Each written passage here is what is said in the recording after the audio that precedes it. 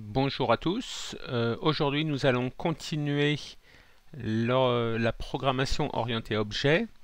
Donc, j'ai pris le code de la dernière vidéo sur le polymorphisme et en la regardant, je me suis aperçu que la fenêtre DOS était un peu petite. Donc, j'ai rajouté au début de mon code un console set window size 80-20, c'est-à-dire 80 pixels de largeur et 20 pixels de hauteur. Comme ça, quand j'exécute, eh ben, vous voyez que c'est plus lisible que quand c'était avant.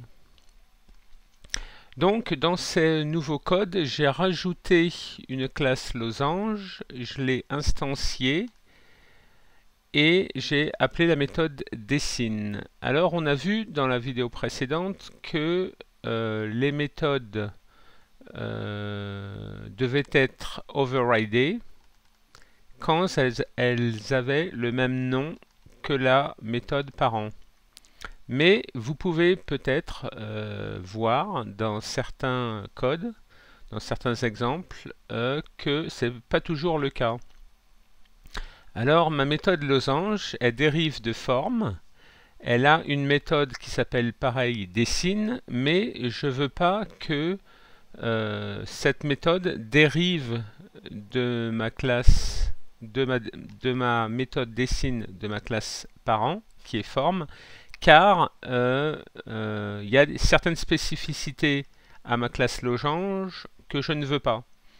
Alors, il y a une possibilité en disant que je crée une méthode avec le même nom, mais qui n'est pas overridée de ma classe parent, mais qui va être indépendante.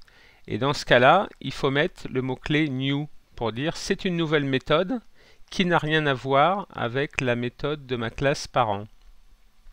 Alors si vous oubliez de mettre new et que vous compiliez, vous voyez, donc je vais dans ma liste d'erreurs, que ma classe masque le membre hérité dessine. Pour que le membre actif se substitue à cette implémentation, ajoutez le mot-clé override, sinon ajoutez le mot-clé new. Donc le compilateur il compile, ça fonctionne, mais il dit c'est pas correct. Alors soit il vous propose de mettre override, mais c'est pas ce que je veux faire. Donc je vais mettre le mot-clé new. Et donc dans ce cas-là, ben, vous mettez tout le code que vous voulez pour cette classe dessine. Et ReSharper me dit que cette classe dessine, elle peut être rendue statique. Voilà, donc ça peut exister. Alors ce qu'il faut savoir, c'est que c'est pas conseillé. Vaut mieux lui donner un nom différent, par exemple dessine losange, ce serait plus approprié, et garder la possibilité d'avoir une méthode dessine qui serait héritée de ma classe parent et qui ferait un minimum de choses. Donc je l'ai dit, si c'est pas renseigné, ça compile, mais on a un warning à la compilation. Et pour enlever le warning, il suffit d'ajouter le mot-clé new. Donc là, j'appelle ma méthode et je dis dessine-moi dans la classe losange. Donc je remonte en haut de mon code et que je vois que j'ai instancié ma classe en créant un nouvel objet et j'ai appelé ma méthode dessine directement. Donc je fais F5, j'exécute et vous voyez que